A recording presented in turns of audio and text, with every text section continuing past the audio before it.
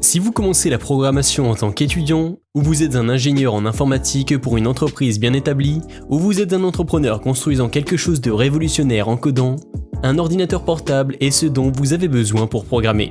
Vous êtes prêts? Let's go!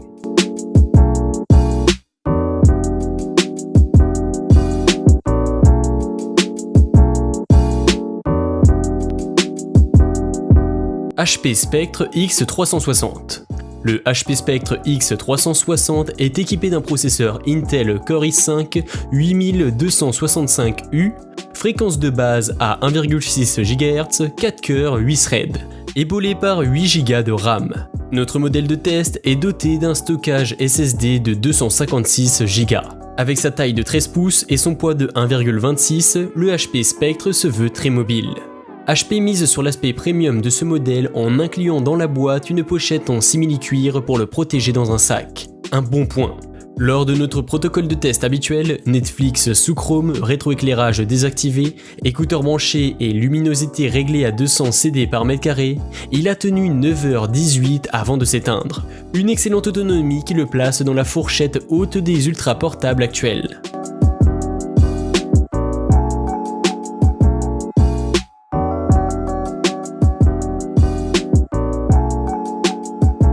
MacBook Air M. Le MacBook Air M est un monstre de puissance, qui donne bien plus que ce que les ultra portables nous ont habitués à recevoir, que ce soit chez Apple ou dans le monde Windows.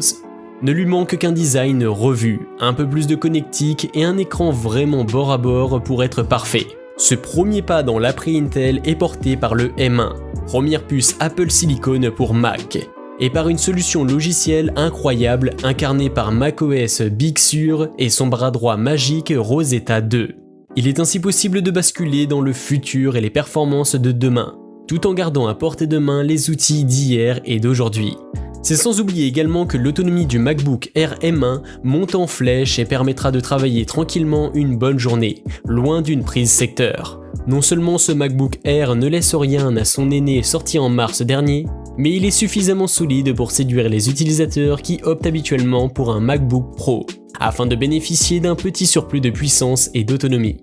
Les temps changent assurément. Ces dernières années, on était tenté de dire que le MacBook Pro 13 pouces de base était du point de vue des performances ce qu'aurait dû être le MacBook Air. Désormais, l'ultra portable historique d'Apple ne souffre plus de la comparaison et semble revenir en grâce. Mieux, il redéfinit les bases de ce qu'on est en droit d'attendre d'un ultra portable. La concurrence a du souci à se faire.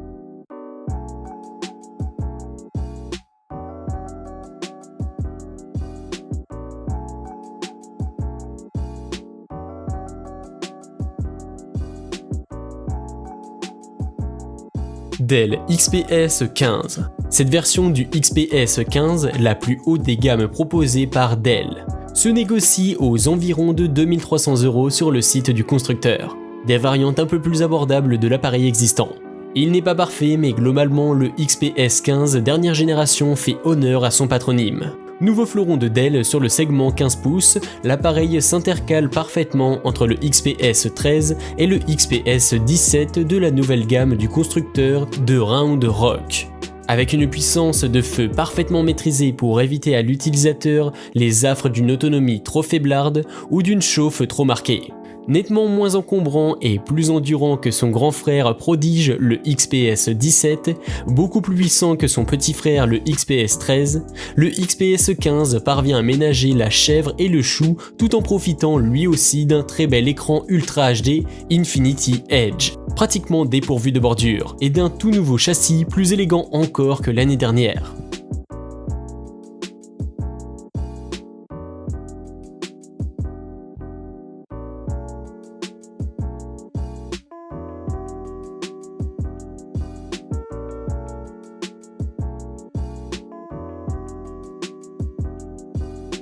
L'Apple MacBook Pro 16. Le MacBook Pro 16 pouces que j'ai pu avoir en test est la version boostée. Avec un Core i9 de 9ème génération à 2,3 GHz, une carte graphique AMD Radeon Pro 5500M, 16 Go de RAM et 1 Tera de stockage. Point commun à tous les modèles de la gamme, on retrouve 4 ports USB-C Thunderbolt 3, un port jack, une touch bar